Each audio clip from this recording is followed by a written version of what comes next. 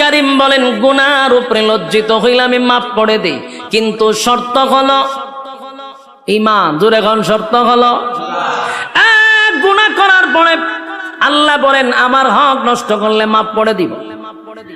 ঈমানটা লইয়া যদি কবরে যাস, আল্লাহ কয় গুনার কারণে হয়তোবা জাহান্নামের আগুন দিয়া জ্বালাবো পোড়াবো, কিন্তু ঈমান নামক দৌলতের কারণে আমি আল্লাহ তোর একটা সময় হলো জান্নাতে দিব। সুবহানাল্লাহ। বলুন কিসের কারণে? ঈমানের কারণে। ঈমান যদি থাকে গো, আমার মালিক বলেন জাহান্নামের আগুনে পোড়াইয়া তোরে জান্নাত দিব। আর ঈমান যদি না থাকে অনন্তকাল জাহান্নামের আগুনে জ্বলতে হবে। কথা হয় না? ঈমান মাপার কোনো থার্মোমিটার নাই, যার কারণে সবাই দাবি কইরা বসে রইছি আমরা ঈমানদার ঈমানদার। আমরা যদি আসলে ঈমানদার হতাম তাহলে আল্লাহ ঈমানদারকে ঈমানের ওয়াজ করত না।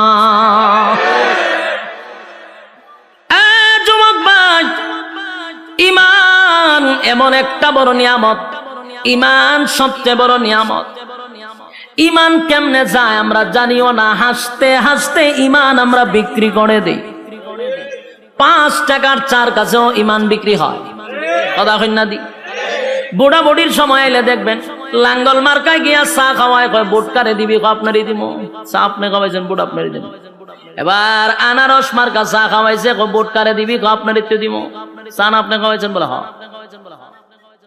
একতারা মার্কা গিয়া জিগায় বুট কারে দিবি? কফি খাওয়াইলাম, বুট কারে দিবি? আপনারই দিব।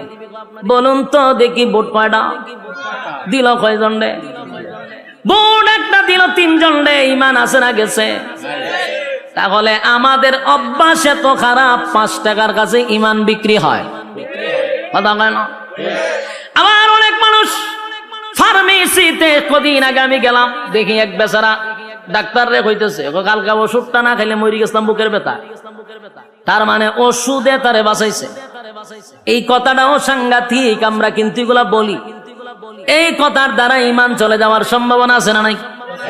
ওষুধ আমাকে বাঁচাইতে পারে না। আবার অনেকে বলে আমার সন্তানটা যদি বিদেশে না থাকতো না খাইয়া মরতাম। হয়নি? কোন কথায় ঈমান যায় আমরা জানি না। যুবক ভাই, আমাদের ঈমান দে আমাদের কাছে থাকে না, এটা আল্লাহ বালা কইরা জানে। কথা কয় না? আমাদেরকে আল্লাহ বলেন বান্দারে আ জায়গায় বে জায়গায় মাথা টেকাইলো কিন্তু ঈমান যায়। কথা কই না দি? মাথা খার জন্য, কপাল খার জন্য বানাইছি। রব্বে কারীম বলেন কপাল আমি বানাইছি বান্দা আমার জন্য। একমাত্র মাথা নত করবি আমি আল্লাহর কাছে। আল্লাহ ছাড়া কোথাও যদি মাথা নত করো ঈমান থাকবো নি। আ জায়গায় বে জায়গায় মাথা টেকাইলে চলবো নি। মাজারে দরগায় বাবার পায়ে অমুকের পায়ে তমুকের পায়ে মাথা টেকানো যাইব, ঈমান থাকবো নি? তাহলে আমাদের ঈমান ঠিক এইভাবেই চলে যায়। এরপর আমরা দাবি করি ঈমানদার। কথা কয় না?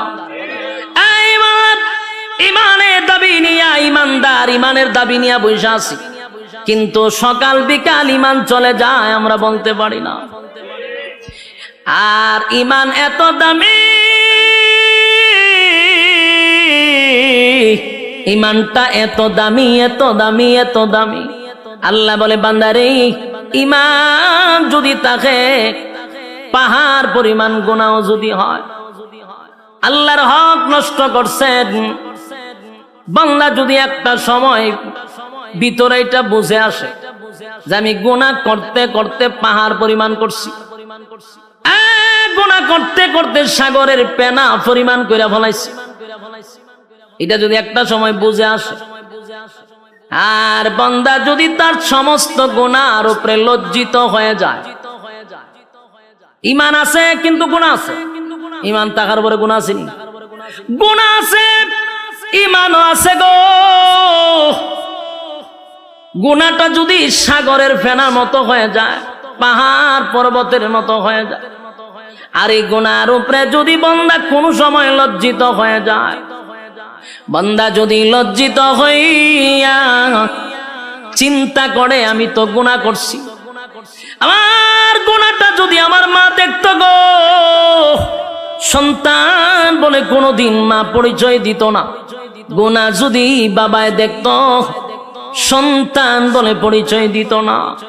আমি যে গুনাহটা করছি, আমার স্ত্রী দেখলে কোনোদিন স্বামী বলে স্বীকার করত না। আমার গুনাহ যদি আমার সন্তান দেখে বাবা বলে পরিচয় দিবে না। আল্লাহ, আমি এত জঘন্য গুনাহ করলাম, আসমানের নিচে আমার মতো গুনাহগার কেউ নাই। আল্লাহর দরবারে যদি নুজুলে রহমতের সময় কোন বান্দা বান্দি আল্লাহর কাছে লজ্জিত হয়, গুনার উপরে লজ্জিত হইয়া চোখের পানিগুলো ছেড়ে দিয়া অতীতের গুনার উপরে লজ্জিত হয়, ভবিষ্যতে এমন গুনাহ করবে না এমন যদি প্রতিজ্ঞা করে, আর নজুলে রহমতের সময় বান্দা যদি আল্লাহর কাছে গুনার জন্য লজ্জিত হইয়া কান্দে রে, আমার আল্লাহ ফেরেশতাদেরকে জিজ্ঞাসা করবে, ফেরেশতারা বল আমার বান্দা কেন কান্দে? ফেরেশতারা বলবে, মালিক আপনার বান্দা জাহান্নামের ভয়ে কান্দে। আল্লাহ বলেন, জাহান্নামকে আমার বান্দা দেখছে? না মালিক, জাহান্নাম কোনোদিন দেখে নাই। তাহলে কেন কান্দে? বলে আলেমদের জবানে জাহান্নামের ভয়ের কথা শুনছে এই জন্য কান্দে। আল্লাহ বলেন, আর কিসের জন্য কান্দে? বলে মালিক রে, আপনার বান্দা জান্নাতের আশায় কান্দে। আমার মালিক জিজ্ঞাসা করে, ফেরেশতারা শুন,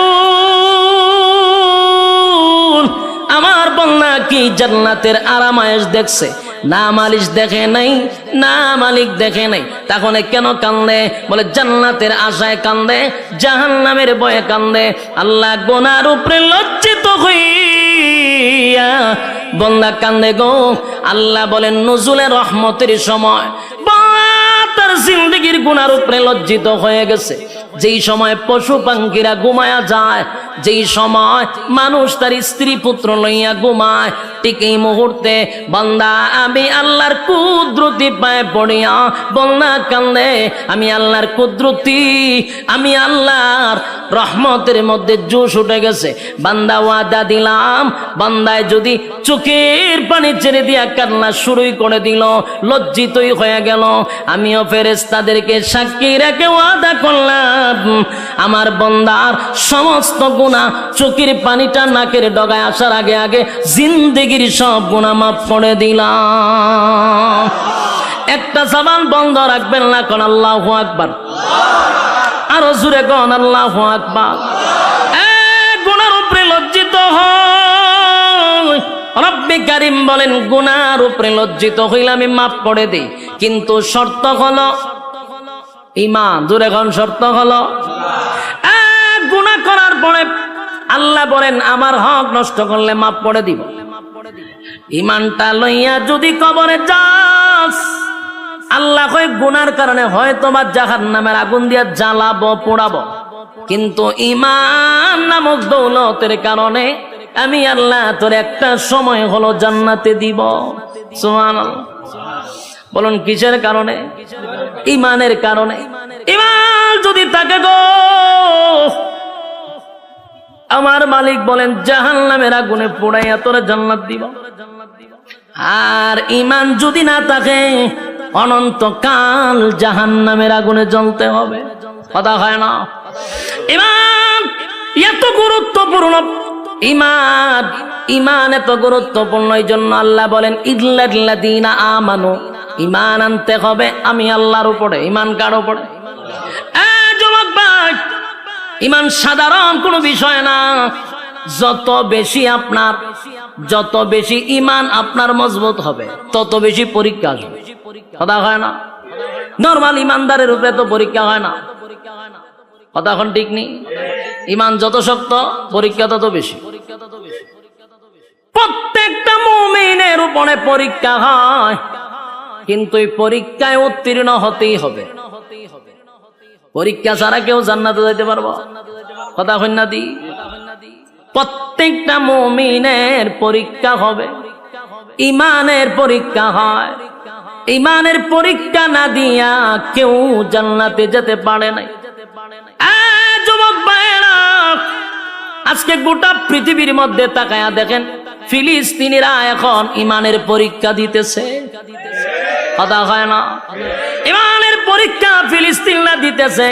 আমরা বৈশা বৈশা শুধু নিন্দা জানাবো না, আমাদের জন্য পরীক্ষা শুরু হয়েছে।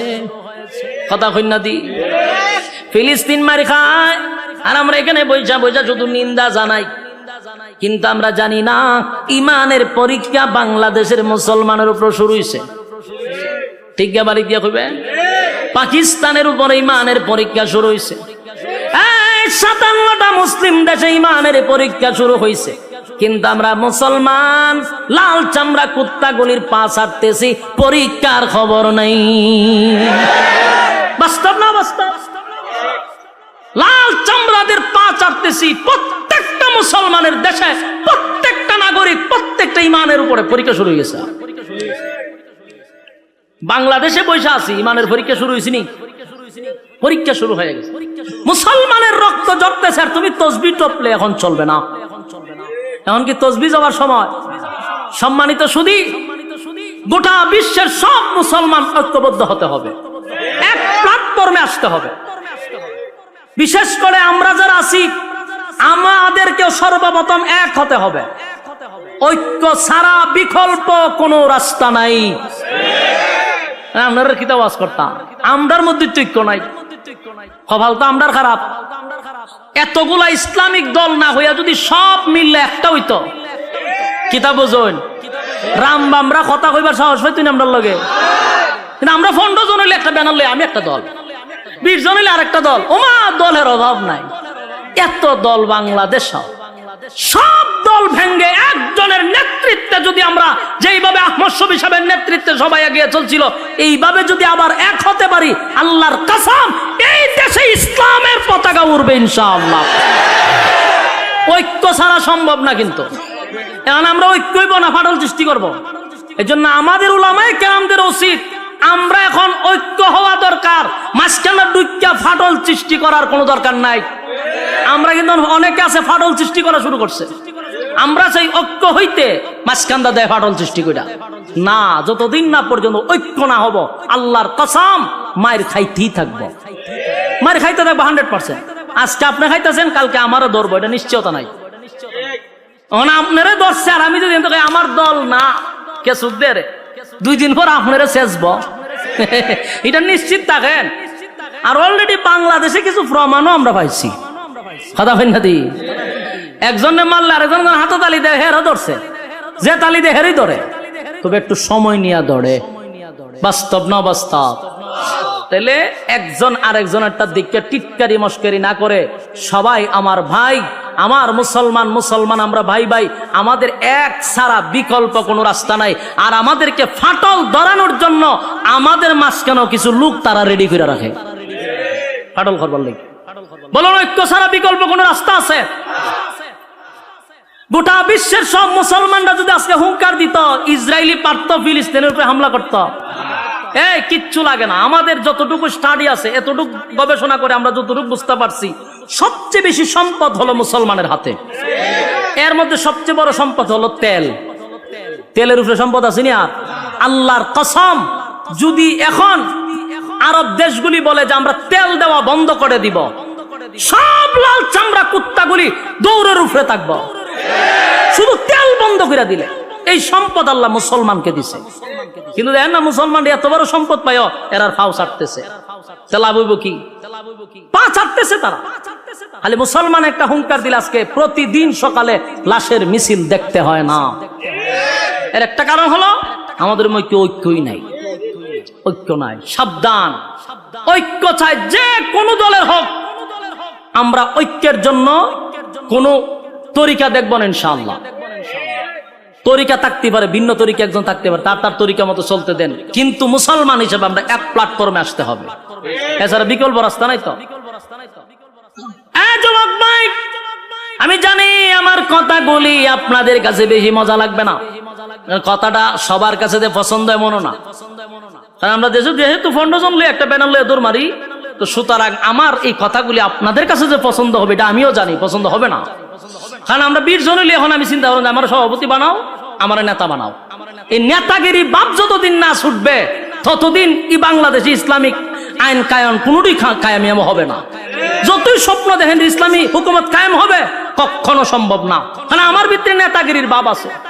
আমি ফন্ড জংলে সভাপতি হইতাম চাই, ফন্ড জংলে আমি প্রধান অতিথি হইতাম চাই। কেমন হইব? যুবক ভাইরা আমার, আল্লাহ বলেন 1 নাম্বার কর্মসূচি হলো ইমান, ইমান, ইমান। আর অলরেডি ইমানের পরীক্ষা কিন্তু শুরু হয়ে গেছে। আমরা প্রত্যেকেই ইমানের পরীক্ষা দিতে হবে। সাহাবায়ে কেরাম জান্নাতীর সার্টিফিকেট পাইছে কিন্তু ইমানের পরীক্ষা দিয়া। কতক্ষণ পরীক্ষা ছাড়া সার্টিফিকেট পাইছে? সাউন্ড একটু তুললা দেন না, দিদি তো সাউন্ড ঢুকে যায় আওয়াজটা। আমি বলুন, সাহাবায়ে কেরাম যারা জান্নাতে গেছে কি ইমানের পরীক্ষা না দিয়ে গেছে না পরীক্ষা দিয়ে গেছে? প্রত্যেকটা সাহাবী ইমানের পরীক্ষা উত্তীর্ণ হয়েছে। সুবহান। যুবক ভাই, আমার উপরে তোমার উপর ইমানের পরীক্ষা হবে। ইমানের পরীক্ষা আসলে আমরা অটল থাকবো, ঠিক কিনা বলেন? ইমানের প্রতি আমরা অটল থাকবো, জীবন দিব কিন্তু ইমান দিব না। রাজি আছি? জীবন দিব, ইমান দিব না। মা এবং সন্তানকে দুজনকে গাছে বাইন্দা মারছে। মা সন্তানরে বলে, বাবা রে, আরো যদি নির্যাতনের মাত্রা বাড়ায়া দেয়, সাবধান, জীবন যদি চলে যায় যাক, ইমান দিবি না। ইসলামের প্রথম যিনি মহিলাদের মধ্যে শহীদ হলো সুমাইয়া রাদিয়াল্লাহু তাআলা আনহা। গাছের সঙ্গে বাইদা সন্তানের সামনে নির্যাতন করছে, কিন্তু সন্তানকে নসিহত করে, বাবা রে, জীবন যদি চলে যায় চলে যাবে, কিন্তু ইমান দেওয়া যাবে না। ইমান দেয় না, কারণ জীবন চলে গেলে জান্নাতের ভিতরে আমার আল্লাহ জীবন দিবে গো, কিন্তু ইমান চলে গেলে আর কোনদিন ইমান পাওয়া যাবে না। যুবক ভাইরা, ইমানের পরীক্ষা যুগের পর যুগ যারা ইমান আনছে তাদের উপরে পরীক্ষা আসছে। শুধু আমাদের নবীর সাহাবায়ে কেরামদের যুগে নয়, এর আগেও যারা ইমান আনছে তাদের উপর পরীক্ষা হয়েছে। কথা কয় না? ইমানের পরীক্ষা আসছে। আল্লাহ রাব্বুল আলামিন রাসূলকে জানায়া দেয়, নবী গো, আপনার আগেও যারা ইমান আনছে তাদের উপর পরীক্ষা আসছে। একবার পয়গম্বর বসা সাহাবায়ে কেরামরা নবীর কাছে এসে বলে, নবী গো, আল্লাহর কাছে একটু বলেন না, আমরা সহ্য করতে পারি না গো নবী। যেই পরিমাণ নির্যাতন, যেই পরিমাণ নির্যাতনের স্টিম রোলার, আল্লাহর কাছে বলেন আমাদেরকে যেন সাহায্য করে। ওই গ্রামের একটা সালিশ পর্যন্ত প্রভাব ঢুকে গেছে। সব জায়গা খালি গরম, সব জায়গা কি খালি গরম আর গরম। গরমের টেলায় মানুষ ডরায়া হক কথাই হয় না। গ্রামের একটা সালিশ দরবারে কিছু সর্দাররা বিচার করবো, এখানেও পাওয়ার দেখানো হয়।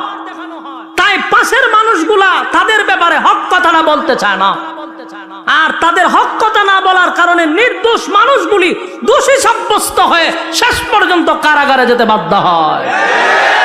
একটা মাত্র কারণ, 3 নাম্বার কর্মসূচি না পালন করার কারণে। বাস্তব না বাস্তব?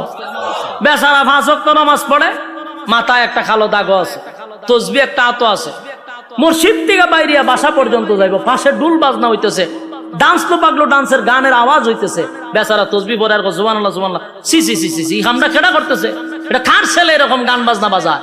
তখন কয়, চাচা এটা তো সগীর আলীর হোলা। বড় খারাপ, বড় খারাপ। সুবহানাল্লাহ সুবহানাল্লাহ সুবহান। তাই তসবিহ আছে, তাই কি আছে? তসবিহ। আর এদিকে নিন্দা জানাইতেছে, হে বালইলনের ফুলা বালইব কেমনে? সুবহানাল্লাহ সুবহানাল্লাহ সুবহানাল্লাহ। মসজিদের ভাষায় এরকম ডুল বাজনা বাজানো ঠিক নেই। সুবহানাল্লাহ সুবহানাল্লাহ সুবহানাল্লাহ সুবহানাল্লাহ। এই খামরা যখন ঠিক হইছি নি, সুবহানাল্লাহ সুবহানাল্লাহ, এ মানুষ হইতো না। সুবহানাল্লাহ সুবহানাল্লাহ এগুলা কইতে কইতে বেচারা গিয়া দোকানও বসছে, কই বসে? দোকানো বে সুবহানাল্লাহ তসবিহ তো আছে, সুবহানাল্লাহ সুবহানাল্লাহ করে, এক কাপ চা দে, সুবহানাল্লাহ সুবহানাল্লাহ। দেখছত নি ডুল বাজনা কেমনে বাজায়? সুবহানাল্লাহ সুবহানাল্লাহ। এদিকে তাকাইছ না, সুবহানাল্লাহ। টিভিটা ছাড়ছেন, সুবহানাল্লাহ সুবহানাল্লাহ সুবহানাল্লাহ। ফিলিস্তিন আর ইসরায়েলের যুদ্ধ চলতেছে, টিভিটা বালা করে সারা, সুবহানাল্লাহ সুবহানাল্লাহ। বেচা কিনি হয় না তোর দোকান? সুবহানাল্লাহ সুবহানাল্লাহ সুবহানাল্লাহ সুবহানাল্লাহ। বাকিটা কি দিস না? সুবহানাল্লাহ সুবহানাল্লাহ। আর সগীর আলীরে বুলো বাকি দিস না, সুবহানাল্লাহ সুবহানাল্লাহ। এর ফুলাটা মানুষ হইছে না, এও মানুষ হইছে না, সুবহানাল্লাহ সুবহানাল্লাহ। 100 কত হইছে? ওই তো তসবির মাথা একটা আছে, এখানে একটা সুমা দেয় 100, কিন্তু 100-র ভিতরে যা খাম, কু খাম, দিনের খাম, রাত্রে খাম সব ঢুকাইছে। এরকম মুসল্লি আপনারা চোখের সামনে পড়ছিনি? হ্যাঁ, মামা কত লম্বা তসবি লই হাতে মসজিদের বাড়িয়ে দৌড়াদৌড়ি করে, কিন্তু তার সামনে আখাম কুখাম হইতেছে সেপ পালাইয়া দেয়। সেপ পালাই এগুলো আমরা নিন্দা জানাই, কইয়া মসজিদও যায় বাড়িতে যায়। বলুন হক কথা কি খালি হুজুররারই না এই তসবিওয়ালারও?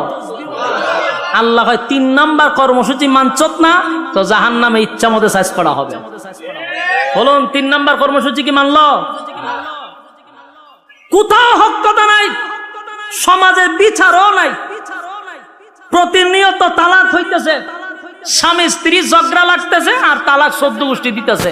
উনি তালাকের বিচার করবো কে? ইমাম, ঠিক না?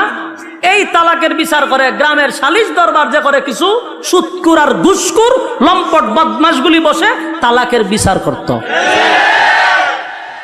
তো বিচার করতে গিয়ে কি কয় জানেননি? কয়টা যাক যা ডইবার হয়ে গেছে গা, রাগ কইরা কইছে কি তা হইতো না, এটা গুসা কইরা তালাক দিছে, এটা কোনো অসুবিধা নাই, বাচ্চা কাচ্চা আছে অন যাইব কই, আচ্ছা এটা একটা মিলাই দাও। কথা বুঝতেছে? কত বড় লম্পট! আল্লাহ যেখানে নিষেধ করছে আল্লাহরে আবার ঠিক করে মিলাইয়া দেয়। তালাক দিয়ে দিছে রাগ কইরা, কি কইরা? তালাক কি মানে হাসতে হাসতে দেয়, হাসতে হাসতে বলে তোমার সাইডে দিছি, এই কথা কয়নি। তালাকটা কেমনে দেয়? রাগ করি তো দেয়। হেরা বিচার করে রাগ করে দিলাইছে। যে বলুন তো দেখি, পিস্তল আমার হাতে, আমি যদি কেউ হাসতে হাসতে গুলি করি মরবনি? রাগ করে গুলি করলে দুটোতে মরতেছে, হাসা দিল মরে, গুসা কইরা যদি গুলি করি তাও মরে। তালাক হাসতে হাসতে দিল তালাক হয়, কাঁদতে কাঁদতে তালাক দিলে হয়, রাগ কইরা দিল হয়। কিন্তু লম্পটরা বিচার করে বাচ্চা কাচ্চা হয়ে গেছে, বাচ্চা যাক এটা একটা মিলাই জিলাই দিলাম। বিচার করার কথা ছিল কে? বিচার করলো কে? সমাজের বাস্তবতা এরকম বর্তমানে আছে না নাই? এর একটা দোষ হলো আমরা দলে দলে বাগ হইতেছি, বাস আমরার যে দায়িত্ব ছিল এটি আমরা জানি না। আমরা দায়িত্ব হন আমরা বুঝছি মসজিদ ইমামতি করো আর দাওয়াত টাওয়াত খামু, কেউ মরলে 40 পড়ামু আর খতম টতম আইব সুবহানাল্লাহ সুবহানাল্লাহ পড়মু, বাস 100 টাকা দিব আমরা পড়ব। দুঃখের সাথে বলতেছি এটি কি আমরা দায়িত্ব? ইমাম শব্দের অর্থ হইল নেতা। ইমাম শব্দের অর্থ কি? যিনি মসজিদের ইমাম আর খতিব। একটা চেয়ারম্যানের চেয়ে তার পাওয়ার বেশি, এলাকার সমস্ত সালিশ দরবার তার করা দরকার ছিল, ঠিক কিনা বলেন? আজকে যদি ইমাম আর খতিব যদি এলাকার বিচার করত, এলাকার সালিশ দরবারে ইমামদের হাতে দায়িত্ব দেওয়া হতো, আল্লাহর কসম নির্দোষ মানুষ কোন সময় দোষী হতো না, দোষী মানুষ নির্দোষ হতো না, তালাকপ্রাপ্ত মহিলারা যারা সন্তান জন্ম দিত না। আফসোসের বিষয় হলো ইমামদেরকে বুঝাইছে তোমরা হুজুর গরম ভাত খাইবা আর 500 টাকা তোমরা দিমু, ইমামতি তোমরা দায়িত্ব কেন? বিচার আসার আমরা তো ছেড়ে দেন। কি বাটপারি শুরু করছে সর্দার গুলার বিচার গুলো আমি বহুত দেখছি। 8-10টায় বিচার করতো, এই গুড়ায় 8টা এক, কিন্তু বিচারে গিয়া পাট পাট হয়। আগেই পরামর্শ করে আমি এমনি কমু, তুই এমনি কবি, তুই আর আমি লেগে যাবো ঝগড়া, বিচার আবার 1 সপ্তাহ পরে ফেলাম। আমি নিজে উপস্থিত ছিলাম এর এই মিটিং এর মধ্যে, আমি তো তার সাথে চলি। এই গ্রুপটা যখন এইসব আলাপ করতেছে আমি দাঁড়ে বোয়া করে, আমি বললাম আমি বুঝি করে হুজুর আপনি তো বুঝতেন না, আমি সব বনাস এটা আমার ওয়াজ না হওয়া পর্যন্ত আমি ঠান্ডা হইতাম না, সারা দেশের মানুষের উনাই দিব আমি। এরা বইয়া নিয়ত করতে আমরা যখন করে 1 সপ্তাহ ধরে তো বিচার হইতেছে না, কিতা করান তো খাল খাতে আমি শেষ করে ইসলাম, তুই তো মাঝখানে বাধা দিলি, কয়ে বেটা আজকেও বিচার হইতো না, আমি কমে এমনে তুই কবি এমনে, তুই কবি এমনে, বাস লাগে তোমার চকা আবার 1 সপ্তাহ পরে। এর লাভটা কি জানেননি? প্রত্যেক বিচারের ডেটে একটা করে বেনসনের প্যাকেট 1000 টাকা করে পকেট বিচারের আগে ভাউটি পায়। এই হচ্ছে সালিশ দরবারের অবস্থা। সত্য না মিথ্যা? আর বর্তমানে গরিবের তো বিচার নাই, যার টাকা নাই এর বিচারও নাই। বাস্তব না বাস্তব? সত্য না মিথ্যা? আওয়াজ দিয়ে কোন? সত্য কথা বলে যাই, মন দিয়ে শোনেন সবাই, সত্য কথা বলে যাই, মন দিয়ে শোনেন সবাই, এই সমাজের কোনো কাজে শান্তি তো ভাই মোটে নাই, এই সমাজের কোনো কাজে শান্তি তো ভাই মোটে নাই। সত্য কথা বলে যাই, মন দিয়ে শোনেন সবাই, এই সমাজের কোনো কাজে শান্তি তো ভাই মোটে নাই, এই সমাজের কোনো কাজে শান্তি তো ভাই মোটে নাই। অফিস আদালতে বাইরে ঘুষ বিনা চলে না,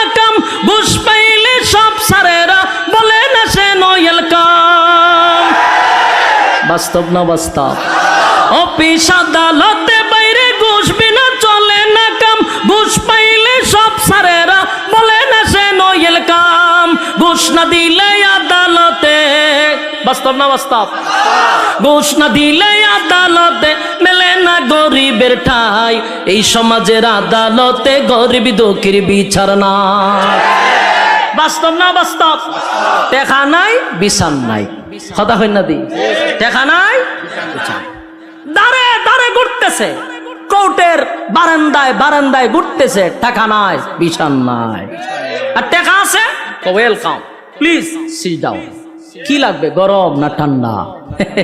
ওই যে টাকা আছে, স্যারে ডাক দেন, বসেন, কি খাইবেন স্যার? গরম না ঠান্ডা দিতাম। আরেকবার দুয়ারের ভাগা ভাগে ঘুরতেছে, দরজার কিনারায় কিনারায়, বিচার নাই। আর হেরে কয় বসেন, গরম না ঠান্ডা? বাস্তব না বাস্তব? অফিস আদালতে বাইরে ঘুষ বিনা চলে না কাম, ঘুষ পাইলে সব সারেরা বলে না সে নইল কাম, ঘুষ না দিলে আদালতে বাইরে, ঘুষ না দিলে আদালতে মেলে না গরিবের ঠাই, এই সমাজের আদালতে গরিব দুঃখীর বিচার নাই, এই সমাজের আদালতে গরিব দুঃখীর বিচার নাই। সত্য কথা বলে যাই, মন দিয়ে শুনেন সবাই, সত্য কথা বলে যাই, মন দিয়ে শুনেন সবাই, এই সমাজের আদালতে গরিব দুঃখীর বিচার নাই। কথা হয় না? নামদারি কত থেকে মুসলমান নামাজ রোজা ছাড়িয়া, খাজা বাবার নামে গান গায় ঢোল তবলা বাজাইয়া। নামদারি কত থেকে মুসলমান নামাজ রোজা ছাড়িয়া, খাজা বাবার নামে গান গায় ঢোল তবলা বাজাইয়া। আরে গাঞ্জার কুলকে টান মারিয়া, আবার গাঞ্জার কুলকে টান মারিয়া খাজা বাবার শান দেখায়। কেউ ভাই আবার নবী দাবি করে ইমানটা হারায়, কেউ ভাই আবার নবী দাবি করে ইমানটা হারায়। সত্য কথা বলে যাই, মন দিয়ে শুনেন সবাই, এই সমাজের কোনো কাজে শান্তি তো ভাই মুঠে না। বাস্তব না বাস্তব? কথা বলতে হবে। রব্বে কারিম বলেন 3 নাম্বার হলো হক কথা। কর্মসূচি যদি মানুষ, প্রত্যেকটা মানুষের উপরে দায়িত্ব হলো হক কথা বলতে হবে। হক কথা বলতে গিয়া ইমামের ইমাম নাও থাকতে পারে, খতিবগিরি নাও থাকতে পারে, বক্তাগিরি নাও থাকতে পারে, সালিশ দরবারে সর্দারি নাও থাকতে পারে, কিন্তু আল্লাহ বলছেন 3 নাম্বার কর্মসূচি হলো ইমাম। ইমান আনতে হইলে কয় নাম্বার? 3 নাম্বার কর্মসূচি কি? হক কথা। জোরে এখন 3 নাম্বার কর্মসূচি কি? হক কথা বলতে হবে। এবার হক কথা যদি না বলেন, কিয়ামতের ময়দানে আল্লাহর দরবারে জবাব দিতে হবে। কথা কয় না? যুবক ভাই, 4 নাম্বার হলো সবর। 4 নাম্বার হলো সবর করা। 4 নাম্বার কি? ধৈর্য ধরা। সবর যদি থাকে, তাহলে যার ভিতরে ধৈর্য আছে সে ঈমান আছে, ঈমানটারে ধৈর্য দিয়ে রাখতে হবে। যার ভিতরে ধৈর্য নাই, তাহলে ঈমান রাখা কষ্ট। 2 নাম্বার হলো নেক আমল, তাও ধৈর্য লাগবে। ধৈর্য ছাড়া কি নেক আমল করা যাবে? কথা হয় না? ধৈর্য লাগবে নেক আমল করতে গিয়া। 3 নাম্বার হলো বান্দারে, 3 নাম্বার হলো হক কথা, এটাও ধৈর্য লাগবে। তাই সবরটা লাস্টে রাখছে। 1 নাম্বার ঈমান, 2 নাম্বার নেক আমল, 3 নাম্বার হক কথা, 4 নাম্বার ধৈর্য সবর। 4 কর্মসূচি। 1 নাম্বার আল্লাহ বলেন ওয়াল আসর, সময়ের কসম, সময়ের কসম। সময়টা হলো তোর হায়াতের কসম। আমি আল্লাহ প্রত্যেকটা মানুষকে আমি হায়াত দিছি, হায়াতটা তোমার পুঁজি দিছি। বান্দারে সেই পুঁজির কসম আমি আল্লাহ কসম কেড়ে বললাম ওয়াল আসর, সময়ের কসম, সময়ের কসম। ইন্নাল ইনসানা লাফি খুসর। আল্লাহ বলেন সময়ের কসম কেন বললাম? বাংলা শুন, পৃথিবীর সব মানুষ ক্ষতিগ্রস্ত, সব ক্ষতিগ্রস্ত। হিসাব মিলায় আমরা দেখছি কেউ লাভবান হতে পারলাম না। হায়াতটা যদি হয় 60 বছর, আমাদের জীবন থেকে 30 বছর বছর চলে গেছে গো, আমাদের জীবন থেকে 30টা বছর চলে গেল। তার মানে 30 বছরের পুঁজি দিয়া আমরা কিন্তু মুনাফা অর্জন করতে পারলাম না। হিসাব মিলায়া দেখি ক্ষতিগ্রস্ত।